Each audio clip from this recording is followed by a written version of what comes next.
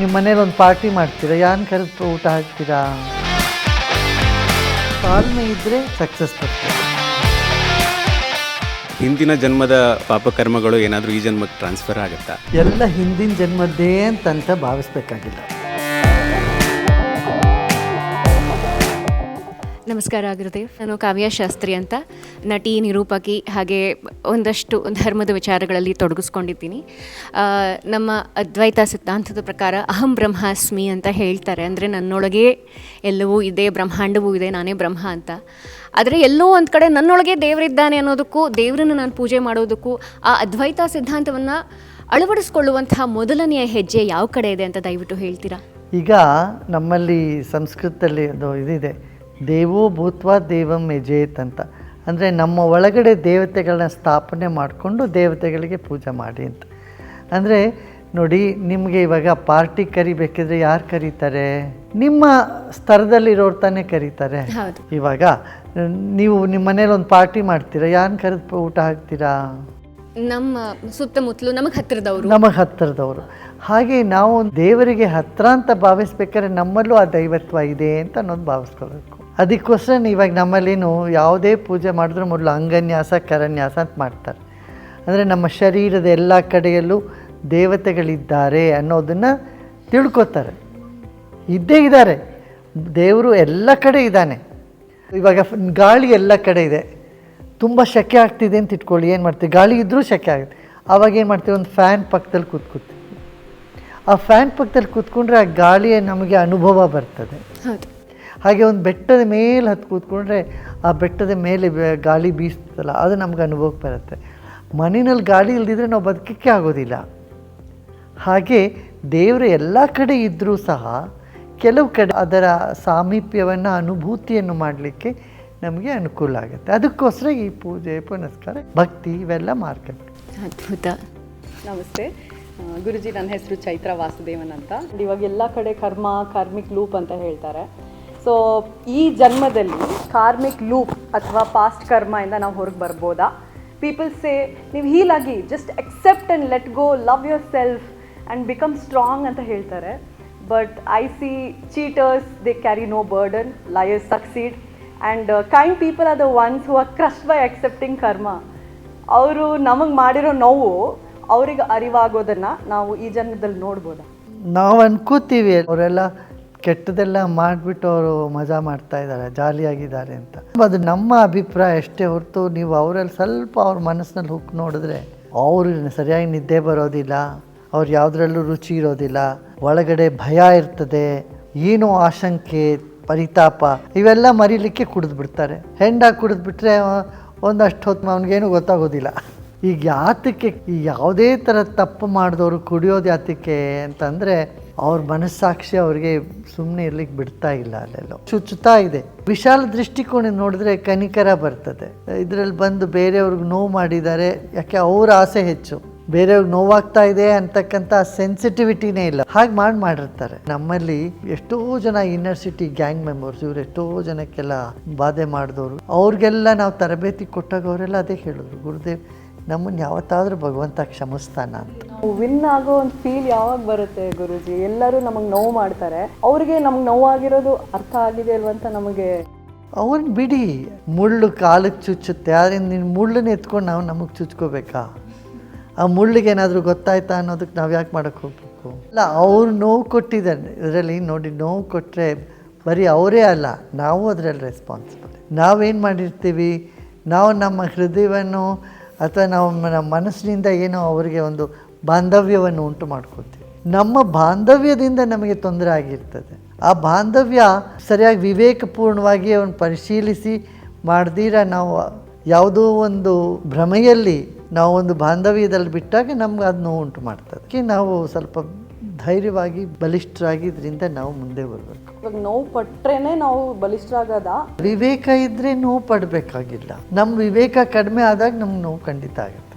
ಒಬ್ಬ ಮನುಷ್ಯನಿಗೆ ಎಷ್ಟು ನೋವು ತಡ್ಕೊಳ್ಳೋ ತಾಕತ್ತು ಇರುತ್ತೆ ಗುರುಜಿ? ಅಂದರೆ ಇವಾಗ ಆನ್ಗೋಯಿಂಗ್ ನೋಡಿದ್ರೆ ತುಂಬ ಡೆತ್ಸು, ಡಿವೋರ್ಸಸ್ಸು ಮತ್ತು ಫೇಲಿಯರ್ಸ್ ಆಗ್ತಿದೆ. ನಾವು ಗೋಪಾಲ್ ಕೃಷ್ಣ ಅಡಿಗರು ಒಂದು ಹಾಡು ಹೇಳಿದ್ದಾರೆ, ಅಳುವ ಕಡಲಿನಲ್ಲೂ ಸಾಗಿ ಬರುತ್ತಿದ್ದೀರಿ ನಗೆಯ ಹಾಯಿ ದೋಣಿ ಅಂತ ಕೇಳಿದ್ದೀರಾ? ಈ ಸಂಸಾರದಲ್ಲಿ ದುಃಖ ಎಷ್ಟಿದ್ರೂ ಕೂಡ ಅದರಲ್ಲಿ ಒಂದು ದೋಣಿ ಇರ್ತದೆ. ಹಾಗೆ ಈ ನೋವಿನಿಂದ ಮೇಲ್ ಬರಬೇಕು, ನಲಿವಿಗೆ ಬರಬೇಕು ಅಂತ ಮನಸ್ಸಿಗೆ ಎಲ್ಲರಿಗೂ ಇದ್ದೇ ಇರ್ತದೆ. ಅದು ಬರಬೇಕಾದ್ರೆ ಅದಕ್ಕೆ ನಾವು ಸ್ವಲ್ಪ ಧ್ಯಾನ ಇದನ್ನೆಲ್ಲ ಮಾಡ್ಕೋಬೇಕಾಗ್ತದೆ. ನಮಸ್ಕಾರ ಗುರುಜಿ. ನನ್ನ ಹೆಸರು ಡಾಕ್ಟರ್ ರಾಕಿ ಅಂತ. ನಾವು ಸಕ್ಸಸ್ಗೋಸ್ಕರ ಓಡ್ತಾ ಇದ್ದೀವಿ, ಇನ್ಕ್ಲೂಡಿಂಗ್ ನನ್ನೂ ಸಹ ಸಕ್ಸಸ್ಗೋಸ್ಕರ ಓಡ್ತಾ ಇರ್ತೀವಿ. ಬಟ್ ಸಕ್ಸಸ್ ರೀಚ್ ಆಗೋಕ್ಕೆ ಮುಂಚೆನೇ ಸ್ಟ್ರೆಸ್ ನಮ್ಮನ್ನ ಕಾಡ್ಕೊಳ್ಳುತ್ತೆ. ಸೊ ನನಗೇನಂದರೆ ನಾವು ಸಕ್ಸಸ್ ರೀಚ್ ಆಗಬೇಕು, ಬಟ್ ಪೀಸ್ ಆಫ್ ಮೈಂಡಲ್ಲಿ ಇರಬೇಕು. ಅದು ನೀವು ಸರಿಯಾದ ಜಾಗಕ್ಕೆ ಬಂದಿದ್ದೀರಾ. ಇಲ್ಲಿ ಸಕ್ಸಸ್ಸು ಸಿಗುತ್ತೆ, ಪೀಸ್ ಆಫ್ ಮೈಂಡು ಸಿಗುತ್ತೆ.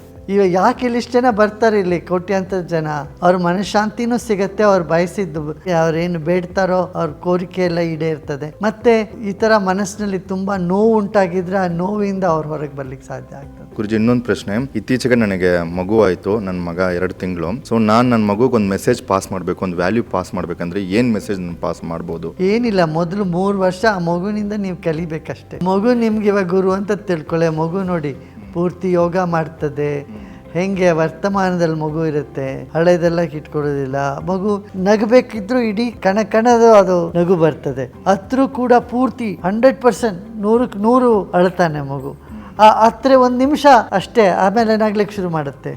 ಹೀಗೆಲ್ಲ ಮಗುನೇ ನಿಮ್ಗೆ ಆರ್ಟ್ ಆಫ್ ಲಿವಿಂಗ್ ಹೇಳ್ಕೊಟ್ಬಿಡುತ್ತೆ.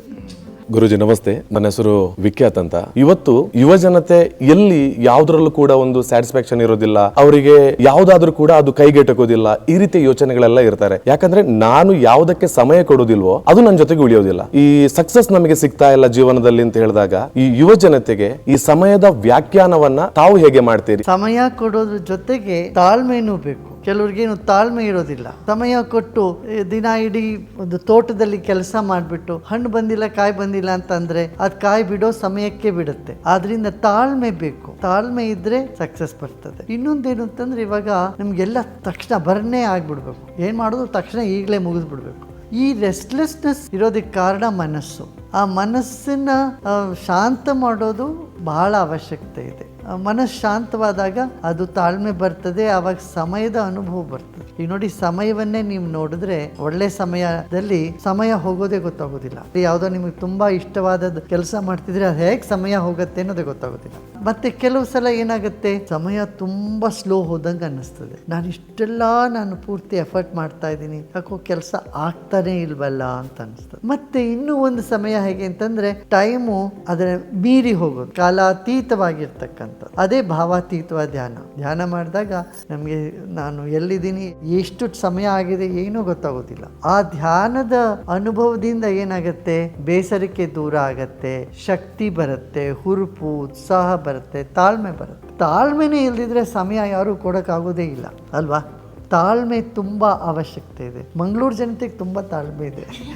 ಸೊ ಅದರಿಂದ ತಾಳ್ಮೆ ಬರಬೇಕು. ತಾಳ್ಮೆ ಯಾಕಿಲ್ಲ ಅಂತಂದರೆ ಸ್ಟ್ರೆಸ್ ಆಗಿಬಿಟ್ಟಿರ್ತಾರೆ. ಸಮಯ ಕಡಿಮೆ, ತುಂಬ ಕೆಲಸ ಮಾಡೋದಿದೆ, ಎನರ್ಜಿ ಇಲ್ಲ. ಇದೇ ಸ್ಟ್ರೆಸ್ಸಿನ ಫಾರ್ಮುಲಾ. ನಿಮ್ಮ ಜ್ಞಾನ ಶಕ್ತಿಯಿಂದ ನನ್ನ ಜೊತೆಗೆ ಏನಿಲ್ಲ ಅದನ್ನೇ ಹೇಳಿದ್ರಿ. ನೀನು ಮೊದಲು ತಾಳ್ಮೆಯನ್ನ ಕರಗತ ಮಾಡ್ಕೋ ಅಂತ. ಸೊ ನನ್ನ ಜೊತೆ ಅದು ಇರಲಿಲ್ಲ, ಆದ್ರೆ ಅದರಿಂದ ನನಗೆ ಗೊತ್ತಾಯಿತು. ನಿಮ್ಮನ್ನ ಭೇಟಿಯಾಗಿ ಒಂದು ದೇವರ ಒಂದು ದರ್ಶನ ಆದಂತ ರೀತಿ ನನಗೆ ಖುಷಿ ಆಯಿತು. ತುಂಬಾ ಧನ್ಯವಾದ ಸ್ವಾಮೀಜಿ. ಗುರುಗಳೇ ನಮಸ್ಕಾರ. ನಾನು ಒಬ್ಬ Kannada health and fitness coach. ನನ್ನ ಎಜುಕೇಷನಲ್ ವಿಡಿಯೋಗಳ ಮೂಲಕ ಹೆಲ್ತ್ ಆ್ಯಂಡ್ ಫಿಟ್ನೆಸ್ ಬಗ್ಗೆ ಅವೇರ್ನೆಸ್ ಸ್ಪ್ರೆಡ್ ಮಾಡ್ತಾ ಇರ್ತೀನಿ. ಹಲವಷ್ಟು ಸಲ ನಾವು ಜನರನ್ನ ಕನ್ಸಲ್ಟ್ ಮಾಡ್ತಿದ್ದಾಗ ಕೆಲವೊಬ್ಬರಿಗೆ ತುಂಬಾ ಆಟೋ ಇಮ್ಯೂನ್ ಕಂಡೀಷನ್ಸ್ ಆಗಲಿ, ಅದು ಯಾರು ಕೇಳರಿಯದಂತಹ ಕಾಯಿಲೆಗಳು ಬಂದಿರುತ್ತೆ. ಅವ್ರು ಹೇಳೋದೇನೆಂದ್ರೆ, ನಾನು ಯಾರಿಗೂ ಪಾಪ ಮಾಡಿಲ್ಲ, ನಾನು ಯಾರಿಗೂ ಏನು ಮೋಸ ಮಾಡಿಲ್ಲ, ನನಗೆ ಹೆಂಗೆ ಇದು ಬಂತು. ತುಂಬಾ ಅಮಾಯಕ ವ್ಯಕ್ತಿಗಳಿಗೂ ಕೆಲವೊಂದು ನರಳಾಡುವಂತಹ ಕಾಯಿಲೆಗಳು ಬರುತ್ತೆ. ಹಿಂದಿನ ಜನ್ಮದ ಪಾಪಕರ್ಮಗಳು ಏನಾದರೂ ಈ ಜನ್ಮಕ್ಕೆ ಟ್ರಾನ್ಸ್ಫರ್ ಆಗುತ್ತಾ? ನಾವು ಯಾರಿಗೂ ಏನು ಮೋಸ ತಪ್ಪು ಏನು ಮಾಡಿಲ್ಲ ಅಂದ್ರೂ ಏನಕ್ಕೆ ಈ ಥರ ನರಳಾಡುವಂತಹ ಕಾಯಿಲೆಗಳು ಬರುತ್ತೆ ಅನ್ನೋದು ಎಲ್ಲ ಹಿಂದಿನ ಜನ್ಮದ್ದೇ ಅಂತ ಭಾವಿಸ್ಬೇಕಾಗಿಲ್ಲ. ಏನು ಈ ಜನ್ಮದಲ್ಲಿ ನಾವು ಮಾಡಿರೋದು ಕೆಲವರು ಪ್ರಕೃತಿಯ ನಿಯಮಗಳನ್ನ ಉಲ್ಲಂಘನೆ ಮಾಡಿರ್ತೀವಿ, ಅದರಿಂದನೂ ಬರ್ತದೆ. ಸರಿಯಾಗಿ ಟೈಮಿಗೆ ಊಟ ಮಾಡಿರೋದಿಲ್ಲ, ಎಲ್ಲ ಏನೇನೋ ತಿಂತೀವಿ, ಎಲ್ಲದರಲ್ಲೂ ಪೆಸ್ಟಿಸೈಡ್ಸ್ ಹಾಕ್ಬಿಟ್ಟಿರ್ತಾರೆ, ಕೆಮಿಕಲ್ ಹಾಕಿರೋದು, ಇವೆಲ್ಲ ಉಪಯೋಗಿಸ್ತೀವಿ.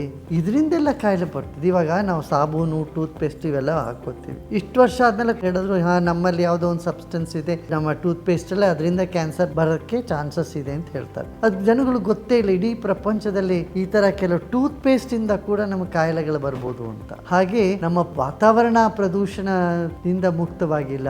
ನಾವು ಬೆಳೆಯೋ ಅನ್ನ ಅದಕ್ಕೆಲ್ಲ ಎಂತೆಂಥ ಕೆಮಿಕಲ್ಸ್ ಹಾಕ್ಬಿಟ್ಟಿರ್ತೀವಿ. ಇದರಿಂದ ನೀವು ಹೇಳ್ತಕ್ಕಂಥ ಆಟೋ ಇಮ್ಯೂನ್ಸ್ ಇರ್ಬೋದು, ಕ್ಯಾನ್ಸರ್ ಇರ್ಬೋದು, ಅಲ್ಝೈಮರ್ಸ್ ಇವೆಂಥದ್ದು ಕಾಯಿಲೆ ಎಲ್ಲ ಬರ್ತದೆ. ನಮ್ಮ 2 ಪೀಳಿ ಅಥವಾ ಹಿಂದಿನ ಪೀಳಿಯವ್ರ ಜನಗಳು ನೋಡ್ರಿ, ಎಲ್ಲ ಗಟ್ಟಿಮುಟ್ಟಿಯಾಗಿದ್ರು ಜನಗಳು. 90 ವರ್ಷ 80 ವರ್ಷ ಆರಾಮಾಗಿ ಬದುಕ್ತಾ ಇದ್ರು, ಎಲ್ಲ ನಿರೋಗವಾಗಿರ್ತಾ ಇದ್ರು. ಇವಾಗಲೂ ಹಳ್ಳಿಗಳಲ್ಲಿ ನಮ್ಮ ಊಟದ ಪದ್ಧತಿಯನ್ನು ಯಾವುದು ಫಾಲೋ ಮಾಡ್ಕೊಂಡು ಬರ್ತಾ ಇದ್ರು ಅವರೆಲ್ಲ ಚೆನ್ನಾಗಿ ಗಟ್ಟಿ ಮುಟ್ಟಿಯಾಗಿದ್ದಾರೆ. ರಾಗಿ ತಿಂದವ್ರು ಚೆನ್ನಾಗಿರ್ತಾರೆ. ಬೆಂಗಳೂರಿನಲ್ಲಿ ಅನ್ನ ತಿಂದವ್ರಿಗೆ ಡಯಾಬಿಟಿಸ್ ಇರ್ತದೆ.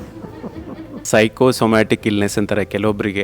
ಸೊ ಅದರಲ್ಲಿ ಹೆಚ್ಚಾಗಿ ಈಗ ಬರುವಂಥ ಬ್ಯಾಕ್ ಪೇನ್ ಆಗಿರಲಿ, ಕೆಲವೊಬ್ಬರಿಗೆ ಯಾವುದೋ ಒಂದು ಕಾಯಿಲೆಗೆ ಟ್ರಿಗರ್ಡ್ ಪಾಯಿಂಟ್ ಇರುತ್ತೆ. ಅವ್ರಿಗೆ ಗೊತ್ತಿರಲ್ಲ ಈ ಸ್ಟ್ರೆಸ್ಸಿಂದ ಈ ಸಮಸ್ಯೆ ಬಂತು, ನಿನ್ನ ಜೀವನದಲ್ಲಿ ಏನೋ ಪ್ರಾಬ್ಲಮ್ ಇತ್ತು, ಅವಾಗಿಂದನೇ ನೀನು ಸ್ಟಾರ್ಟ್ ಆಗಿದೆ ಅಂತ ಹೇಳಿದ್ರೆ ಅವ್ರು ಅಕ್ಸೆಪ್ಟ್ ಮಾಡೋಕ್ಕೆ ರೆಡಿ ಇರಲ್ಲ. ಅವ್ರನ್ನ ಹೆಂಗೆ ಕನ್ವಿನ್ಸ್ ಮಾಡೋದು ಅನ್ನೋದೇ ನನ್ನ ಒಂದು ಪ್ರಶ್ನೆ.